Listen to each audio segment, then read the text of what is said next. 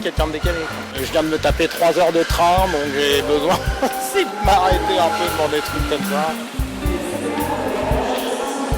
Je connais de nom et de réputation le Théâtre du Rond-Point. Et je venais voir l'expo et puis je venais voir le spectacle qu'il y a actuellement au Théâtre du Rond-Point. Bon, je vois que c'est assez éclectique. Ah, c'est une rétrospective de toutes les pièces qui ont eu lieu au Théâtre du Rond-Point. Ça me raconte que pour l'instant je trouve que les images sont très belles et ça donne envie d'aller au théâtre. En tout cas, je viens d'arriver et en regardant les images, c'est vrai que c'est super, c'est magnifique. Ça donne envie de venir à Paris, de venir regarder des pièces. J'étais en train de travailler sur le syndrome de Cassandre, qui allait sortir un an et demi plus tard, donc c'était vraiment les débuts. Et puis chercher des partenaires et tout, et un peu au culot, je suis allé voir le Théâtre du Rond-Point. J'ai rencontré d'abord Jean-Daniel Magnin, avec qui on a beaucoup discuté. Mais j'avais pas de dossier, j'avais pas de photos, j'avais pas de vidéo, j'avais juste de la tchatch. Et puis il m'a dit je te fais, allez hop, deuxième rendez-vous. Catherine Logier, machin, pas de dossier, pas de photos, juste de la tchatch. Elle me dit allez on fait un troisième rendez-vous, Jean-Michel Ribes, pas de photos, pas de dossier, pas de vidéo, mais toujours un peu de tchatch. Et puis il me dit c'est bon, on va te prendre à moi. J'étais mais on se connaît pas. Non mais intuition, feeling, on le fait. Mais ok. Et mine de rien, c'est quand même la classe d'être un théâtre un peu de cette envergure-là qui a plus besoin de prendre forcément beaucoup de risques et qui en prend autant parce qu'ils étaient sans doute même un peu plus sûrs que moi sur ce projet. Oui, j'ai des souvenirs de spectateurs, de pouvoir aller tout là-haut, je crois que c'est la salle Roland Topor, de découvrir Patrick Robin là-haut en train de faire ses récits de voyageurs fantastiques, et puis la découverte de la famille Thierry. On pouvait croire que c'était un lieu acquis, que ça allait marcher tout seul sur les Champs-Élysées, etc. Pas du tout. C'est un lieu difficile, avec plusieurs salles, des grandes et des petites, mais c'est pas de ça dont je dois parler. C'est de ce qui s'y passe, c'est-à-dire la création de textes où ce principe selon lequel il ne serait créé là que des auteurs vivants. Donc, le principe a été tenu. On ne peut pas le dire de tous les espaces de théâtre public. Et ça a été fait de manière ouverte, avec, je crois que c'est nécessaire, pas de choix trop dirigés au départ. Il y a des écritures extrêmement variées qui sont présentées là. Alors je le dis d'autant mieux que, faisant partie du comité de lecture, on a la surprise de tomber amoureux de choses très opposées, d'avoir des coups de foudre pour des écritures très diverses, qu'ici on sait qu'on peut le faire. Si j'ai pas fait bien mes devoirs et que je ne sais pas exactement quoi se joue où, donc je sais que si j'ai envie d'aller au théâtre, je vais aller au Rond-Point, parce que je sais que de toute façon dans une des 3 salles, il y aurait quelque chose qui me correspond et qui correspond à ce que j'aime. Et ce qui est très amusant, c'est de voir les publics, parce qu'il n'y a pas un public au Rond-Point. Pas du tout. C'était Émile Zola qui disait le théâtre n'existe pas, il y a des théâtres et je cherche le mien. Et je trouve que ça reflète l'esprit du Rond-Point. Le Rond-Point est un des rares lieux en France qui présente un éventail extrêmement panoramique sur les différentes formes de théâtre. Les choses les plus ambitieuses, les choses les plus obscures, les choses les plus brillantes, quoi. Et c'est très très rare. Je pense que c'est extrêmement précieux de raconter qu'il y a plusieurs formes de théâtre et qu'il n'y a pas une forme de théâtre officielle et incontournable. Bon, j'étais à un dîner il y a au moins 20 ans où on était plusieurs amis et des gens que je ne connaissais pas et on parlait du théâtre privé. Et donc moi, il y a un peu plus de 20 ans, donc très rebelle, je dis donc le théâtre privé c'est de la merde. Et on me parle de Jean-Michel en me disant mais Jean-Michel Ribes quand même il est à part. Je dis non, lui aussi c'est une merde qui fait de la merde. Donc ça c'était il y a plus de 20 ans. Et j'ai un copain qui joue ici 20 ou 22 ans après et qui me dit Sophie, il y a Jean-Michel qui aime beaucoup ce que tu fais, les pièces que tu fais, qui voudrait te rencontrer. Comme on a la mémoire courte, j'arrive ici tranquille. J'arrive au théâtre et je vois Jean-Michel qui me dit Sophie Perret, je suis ravie de vous rencontrer, surtout qu'on ne se connaît pas. Je dis non. Il me dit sachant qu'on ne se connaît pas et vous avez dit de moi donc que j'étais une grosse merde et que je faisais de la merde. Mais en tout cas, je voulais vous dire que je serais ravie de vous accueillir dans ce théâtre et que j'aime beaucoup ce que vous faites.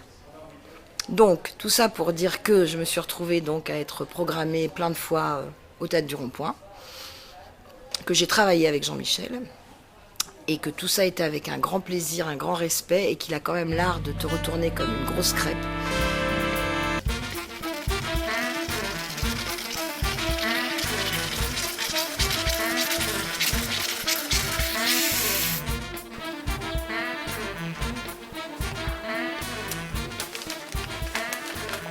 c'est pour illustrer, c'est pour que les gens comprennent ce qui est drôle. Vous êtes trop con. Un jour, Jean-Michel Ribes m'a invité à un petit déjeuner. Il m'a dit, écoute, quand tu faisais apostrophe, tu lisais très bien les textes des autres. Alors tu dois très bien lire les tiens.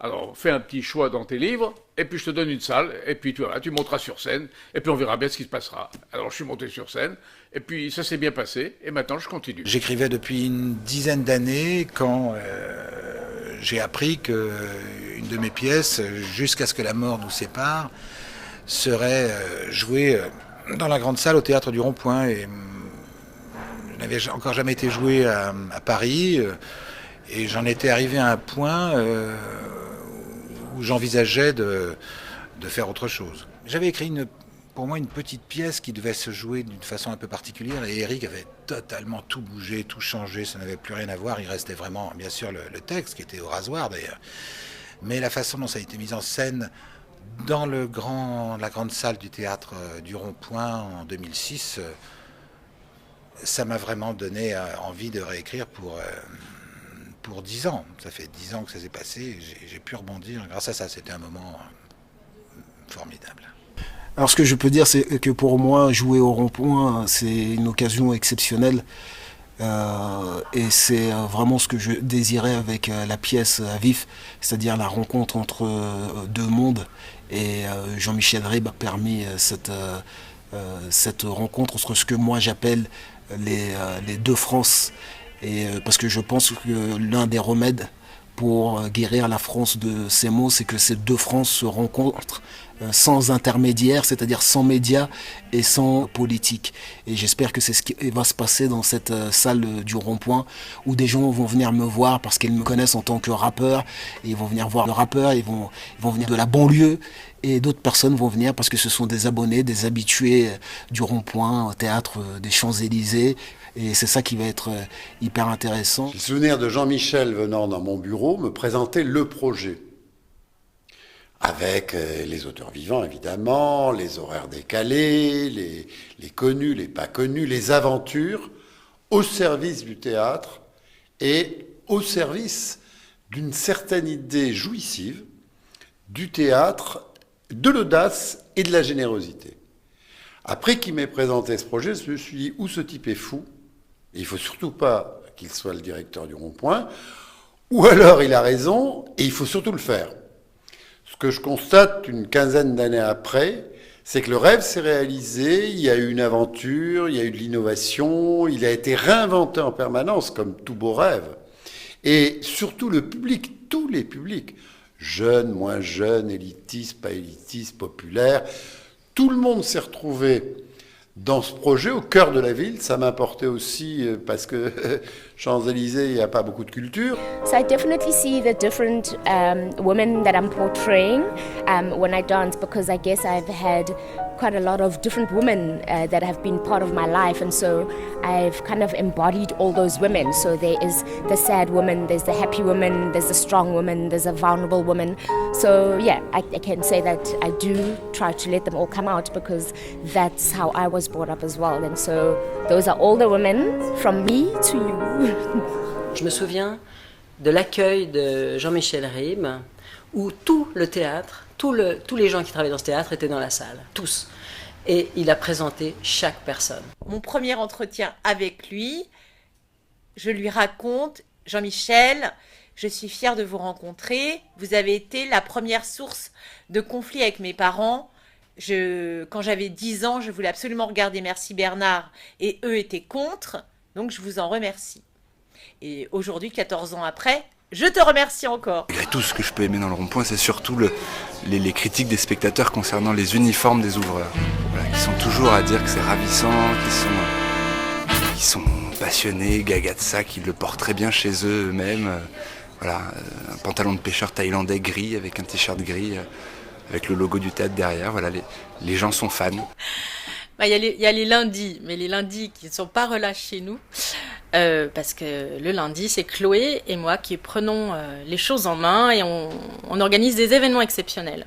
Ici au Rond-Point, on a accueilli une association qui s'appelle Sourire à la vie, qui vient de Marseille, C'est une association qui est soutenue par Grand Corps Malade et qu'on a accueilli 2 fois ici. Et donc c'est des enfants atteints du cancer qui viennent chez nous faire leur spectacle qu'ils ont déjà présenté à Marseille.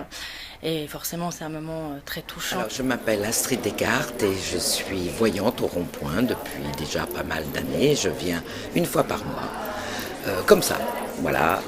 Et j'ai beaucoup de contacts avec le public qui me racontent en général ce qu'ils ont vu, pourquoi ils y vont. Et puis aussi, je leur tire les cartes. En général, ils sont très contents parce que les cartes parlent juste. Et je vois aussi beaucoup de conférences, de gens très intéressants qui viennent parler d'auteurs, de la vie, de la révolte aussi. La révolution n'arrive jamais. L'intérêt, c'est de dire on la fait tout de suite, on commence. On n'attend pas demain, on commence. Là où l'on est, dans l'endroit qui est le nôtre. Même une particule de matière qui n'aurait pas de masse, est-ce que ça a un sens? De la matière sans masse? Est-ce que c'est imaginable? S-O-S-L.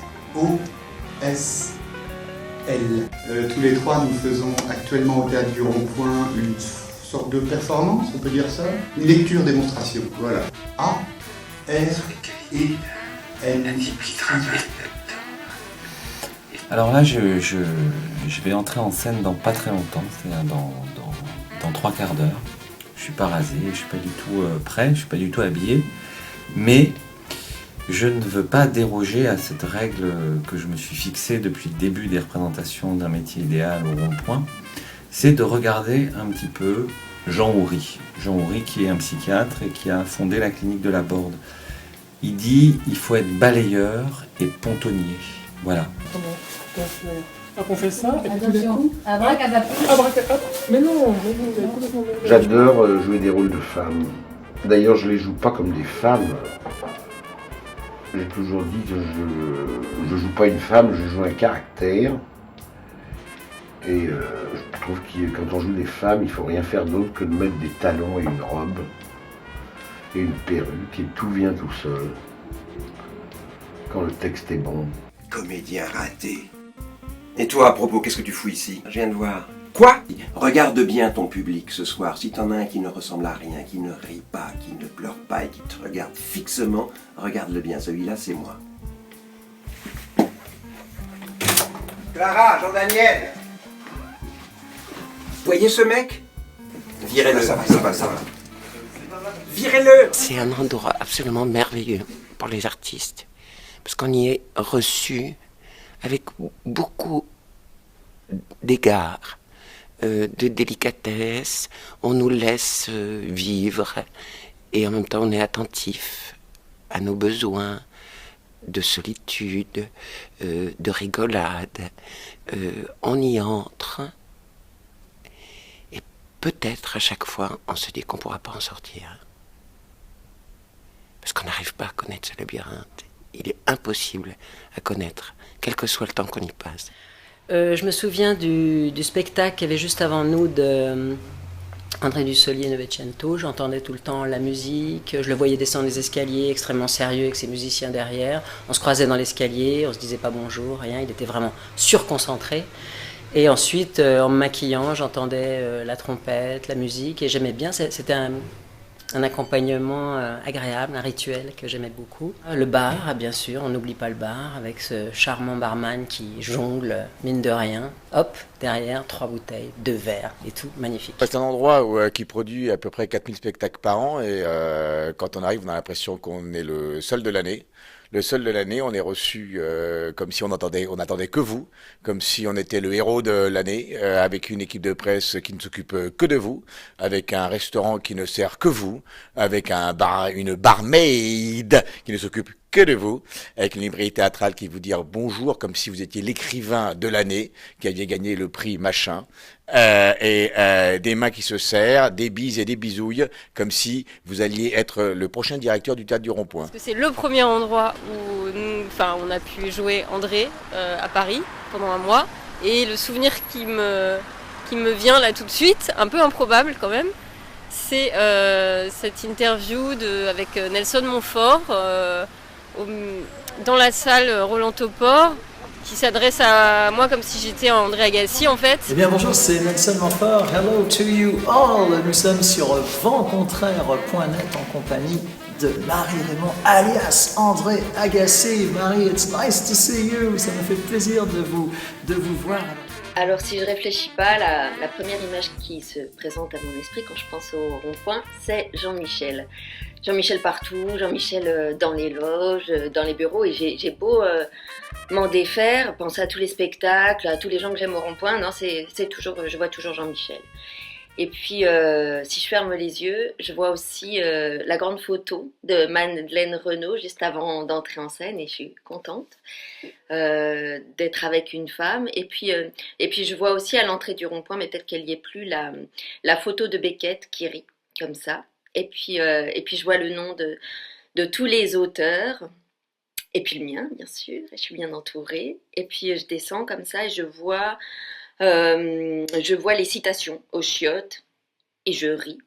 Et je me dis qu'au bout du compte, c'est ça qui persiste pour moi quand je pense au rond-point, un rire qui s'éteint pas de Jean-Michel jusqu'à Beckett et qui va partout, dans les chiottes, les loges, la librairie, la rue, et qui nous aide à pas nous éteindre. Alors, pour le spectacle de James Serré, justement, il n'y a plus de place du tout, en fait. Il n'y a plus... Ah non, c'est plein. La salle est pleine. Voilà, c'est rempli. Voilà. Passez une très bonne journée, au revoir.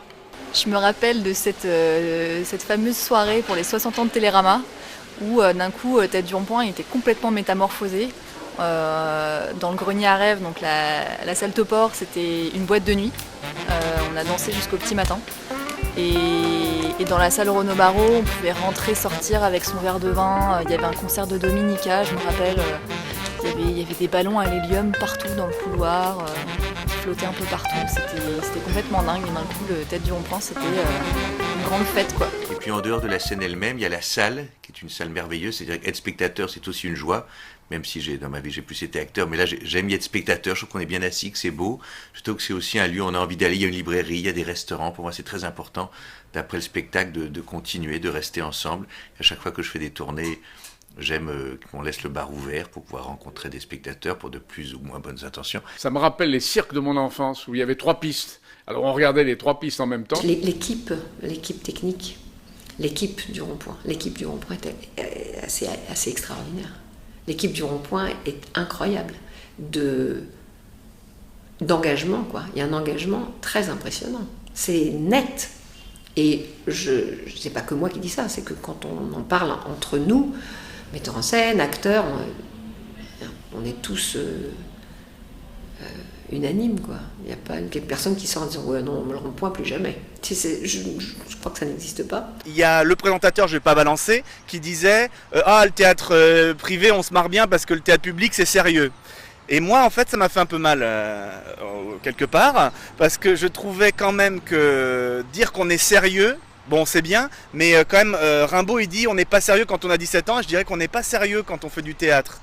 Et moi le théâtre public je l'aime trop pour entendre ça. Et ce que tonton Jean-Michel a développé avec toute cette équipe depuis plusieurs années, ça fait chaud au cœur quand même, parce qu'aujourd'hui c'est quand même le rire de résistance, Topor. On va peut-être éteindre la salle, non, ça serait mieux, je sais pas qui est à la régie, mais je crois que ça serait mieux. Entrez. Comme je veux être pris au sérieux, je vais m'arranger pour être compliqué, parce que si par malheur vous me comprenez, vous n'allez pas me prendre au sérieux. Un voyou vous dira qu'il est dans l'import-export, il vous dira jamais qu'il est voyou.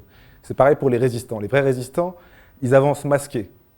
Je ne veux pas vous dire que les Daft Punk sont des résistants, mais les vrais résistants font attention à ce qu'on ne sache pas qu'ils sont résistants.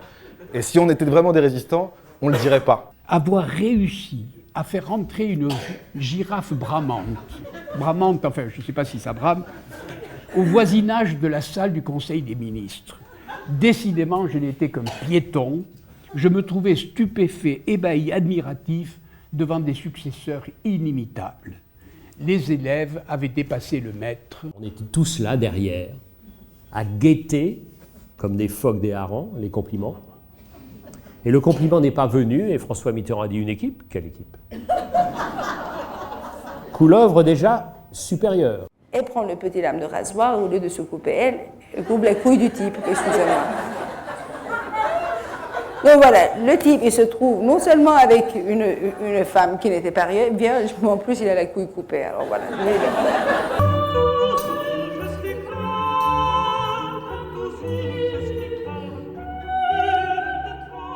Nous rîmes, vous rîtes, rirez rira. Eût-il fallu qu'il risse ou que nous rissions? J'avouerai que, et même Jory Olé, Jory de Vaux. J'ai bien conscience que Rire pour résister est vraiment une très belle initiative, hein, presque aussi belle que marcher contre la violence ou chanter contre la pauvreté ou jongler contre la blénorragie. Otto Krank a été le premier à découvrir que l'effet psychologique de 2 comprimés de vitamine B6 était exactement le même que celui de 1 comprimé de vitamine B12. C'est-à-dire voisin de 0. Il se trouve que là, je suis venu ici, pour faire simple, dans une saison qui était consacrée au rire de résistance. Je ne vois pas dans quel théâtre on aurait pu faire ça, autre que celui-ci. Ça tient évidemment à la personnalité, je dirais, de la maison, mais ça n'était pas déplacé de déplacer ce mot de résistance. Un coup de lumière mortelle, affoler les bagnoles, les yeux comme des têtes d'épingle. J'ai attendu 100 ans dans les rues en noir et blanc. Tu es venu en sifflant. C'était à la période de Golgotha Picnic où il y avait justement, il y avait les intégristes qui venaient prier devant le théâtre pour le salut de nos âmes, parce que c'était quand même du blasphème, hein, cette pièce. Cette pièce de théâtre, c'est l'heure de préparer, c'est l'heure d'expier. Notre Père qui es aux cieux, que votre nom soit sanctifié, que votre règne arrive, que votre volonté soit faite sur la terre comme au ciel. Bonjour. Bonjour, merci.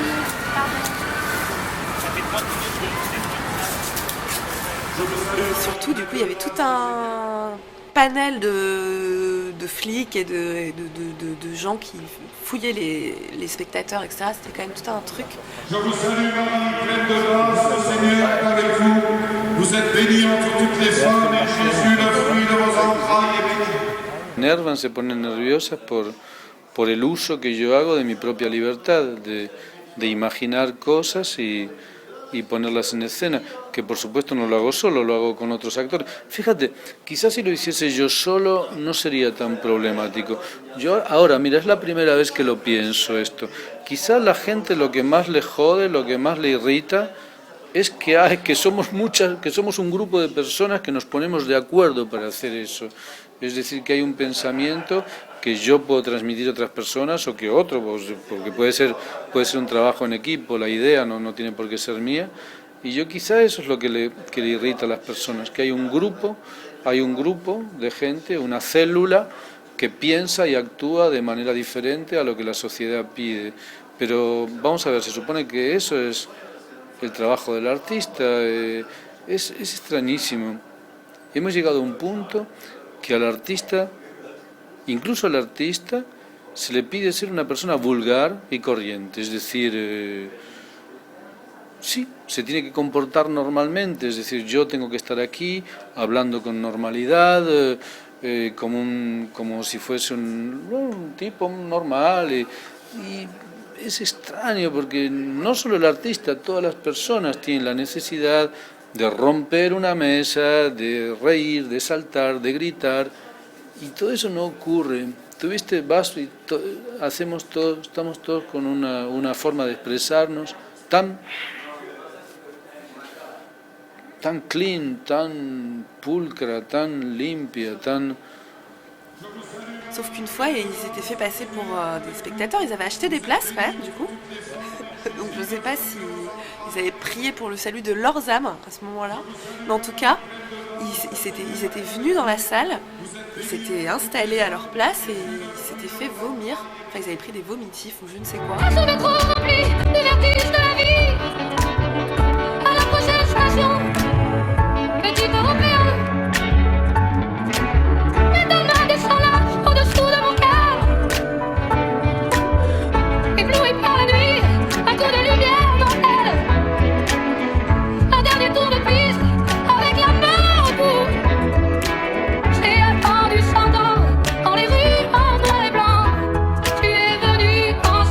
Si on vient au rond-point des Champs-Élysées au moment où le rond-point est assiégé et au moment où la pièce se déroule, c'est aussi pour rendre hommage au rond-point qui nous a accueillis quand nous, on a cramé. Et la première conférence de rédaction qu'on a réussi à faire, on l'a faite au rond-point des Champs-Élysées. Donc il y a une petite complicité et un clin d'œil à rendre à l'équipe du rond-point. Comme donner une représentation de théâtre avec des barrières métalliques et des écarts de CRS, ça n'a rien à voir avec la vocation d'un théâtre qui met en scène le rire de résistance. Et Charlie Hebdo, c'est pareil, un journal satirique opposé à tous les pouvoirs et à toutes les églises. Se retrouver de l'autre côté de la barrière, protégé par une barrière, c'est pas normalement dans notre nature. Il y a une instrumentalisation de la croyance par les organisations et par les structures ecclésiales, quelles qu'elles soient, très fortes du côté du christianisme, moins fortes du côté du judaïsme ou de l'islam, mais quand même. Donc à partir du moment où justement cette croyance est instrumentalisée et devient le facteur d'un enjeu politique très direct, alors là, oui, bien sûr, ça a à voir avec l'engagement, alors que ce soit de l'époque des croisades ou que ce soit aujourd'hui pour ce que sont les extrémistes islamistes, mais ce que sont aussi les extrémistes juifs, etc. Je veux dire, c'est au nom de cela que l'État d'Israël va devenir une théocratie.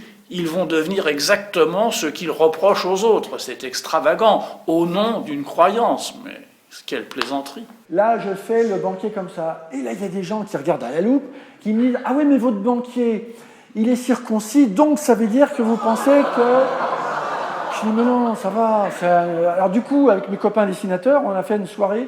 Comment tu dessines des bites ? Alors, tout le monde les dessine comme ça. Je veux dire, voilà, c'est...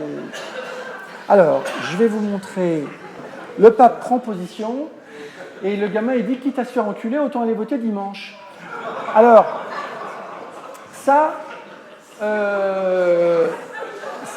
a coincé, hein, ça je vous le cache pas, ça a coincé. La politique, d'une certaine manière, c'est l'institutionnalisation, c'est la mise en forme institutionnelle de cette violence fondamentale. Non, mais t'es pas dans le thème. Mais c'est dans le thème, moi. Ce n'est pas ça. C'est quoi le thème? C'est pas le thème. Mais c'est quoi le thème? Vas-y, c'est quoi le thème? Mais c'est les disques rayés, les blocages de la France. Bah, c'est tout ça, moi. C'est tout ça, là, ce que j'avais fait. C'était tout ça, les disques. Mais non, t'as parlé les épiceries musicales. Mais le DJ, le DJ, c'était des disques rayés, là, dans l'épicerie musicale. Il y en avait un. T'y étais pas, toi, t'y étais. Moi, j'étais. Là, on a fait une rumeur en mode théâtre du rond-point. Ce soir, c'est nuit. En mode feutré, quoi. C'est nuit assis. Tes amerlocs, tu les laisses où ils sont. Leur culture bidon, leur façon de foutre leurs pantalons. En clair, ces années de sévices, de sacrifice. C'est pas pour que tu grandisses, c'est que la douce France t'applaudisse ici. Dans mission, pas en clown, fiston. En plaque qui chante un et apparenté à des clones. Dans de bons et loyaux services et de boulot à contre-cœur. C'est pas pour que tu finisses une terreur chez les rappeurs. Ma troisième chanson est une chanson dans une langue étrangère. Donc à un moment donné, je vais dire Allah Akbar. Mais c'est Allah Akbar gentil. C'est pas Allah Akbar, il y a quelque chose qui se passe derrière. Pour moi, le rond-point et celui qui l'anime, Jean-Michel Ribes, c'est le rire et les idées. Alors le rire de la bonté et les idées de la beauté. Alors je m'explique. Il y a dans notre époque une ironie méchante, une ironie contre les personnes, une ironie qui dévore comme le divertissement. Et puis aussi, il y a une détestation des idées qui élèvent, qui relèvent. Un politique, il a été président de la République, mais maintenant il est en route du palais de l'Élysée vers les palais de justice, a un jour dit, c'était Nicolas Sarkozy, qu'il en avait marre de la dictature des bons sentiments.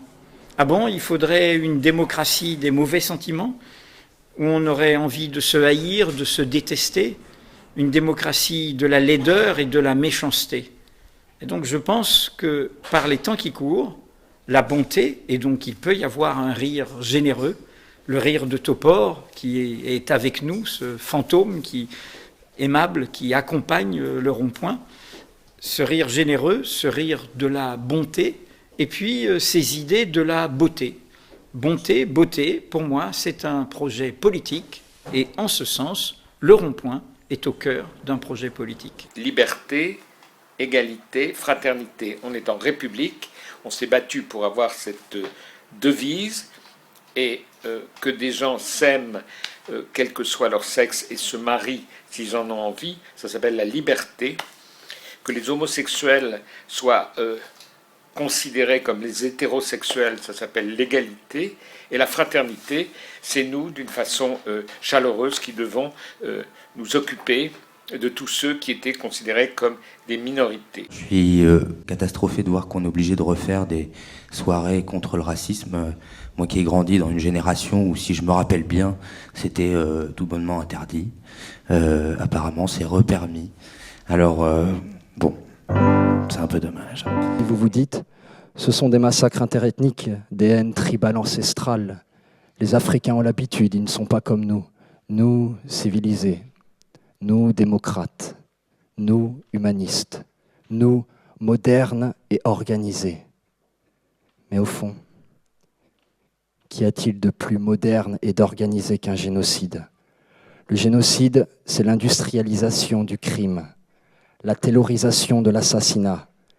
Les tueurs ne disent plus « je tue », ils disent « je travaille ». C'est bien pour ça que ce soir aussi, vous êtes si nombreux à vous dresser en rempart contre la haine.